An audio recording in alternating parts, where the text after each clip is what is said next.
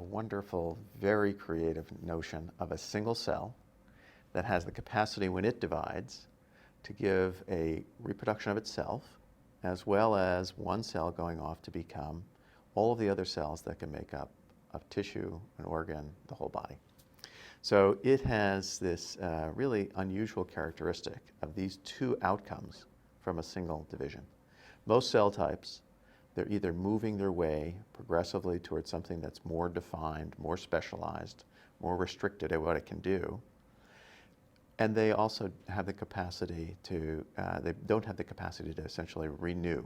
And so they're basically moving down a road toward self-destruction. They end up generally having a fairly short half-life. Now, some cells live a long time, but they're not actively dividing, things like a heart cell or a brain cell. Those are generally fairly stable. They don't divide very much, if ever, and they can live for a while. But a cell that has the capacity to generate new cells and yet restore itself, so it's a self-replenishing resource, is a very unusual entity. It's really quite a wonderful concept, actually. What has generated the most controversy is this so-called embryonic stem cell. That comes from a very early stage in development.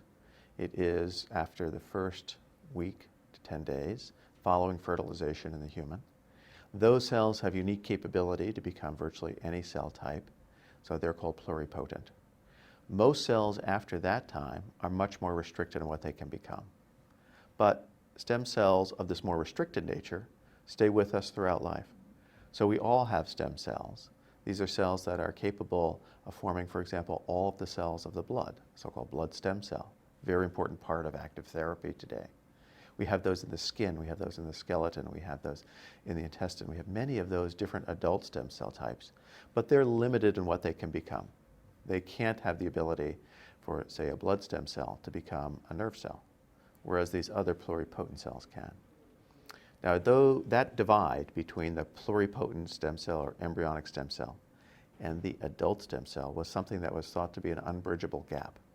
But over the last 3 years, there's been a revolution in that we now have the ability to take essentially any mature cell type and convert it back into one of these pluripotent cells. So there's been a tremendous shift in thinking and capability in the stem cell arena, because now it seems any cell can be made to become a stem cell. A really phenomenal concept.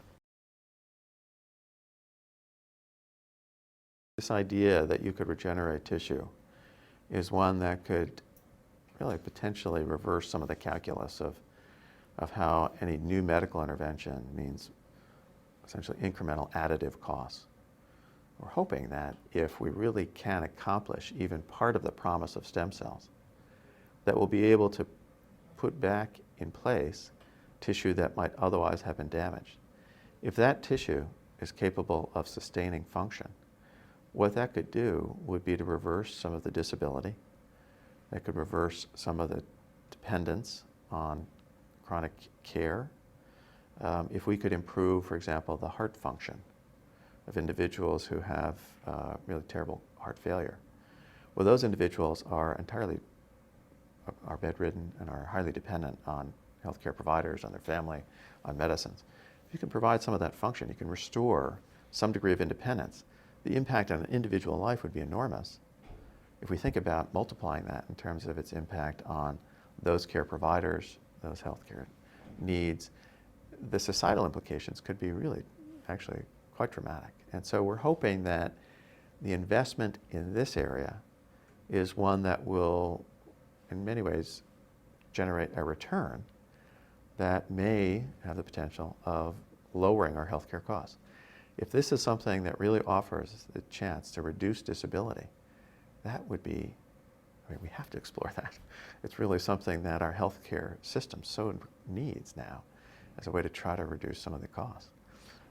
So I'm actually quite excited that this field, if it can be moved ahead in rapid pace, might actually come to play at a time of really a critical moment in our healthcare delivery system, where clearly we're getting to the point where we almost have an unsustainable level of cost. Well, if we have something that intervenes, it creates greater ability, that people can age but age in a more healthy way, less disability. Well, that has a great deal of impact on our national productivity, healthcare costs, and I think would be an enormously valuable resource. So I may be a bit grandiose, but I'd like to think that this science is one that could really have broad societal implications that would be very positive on many fronts.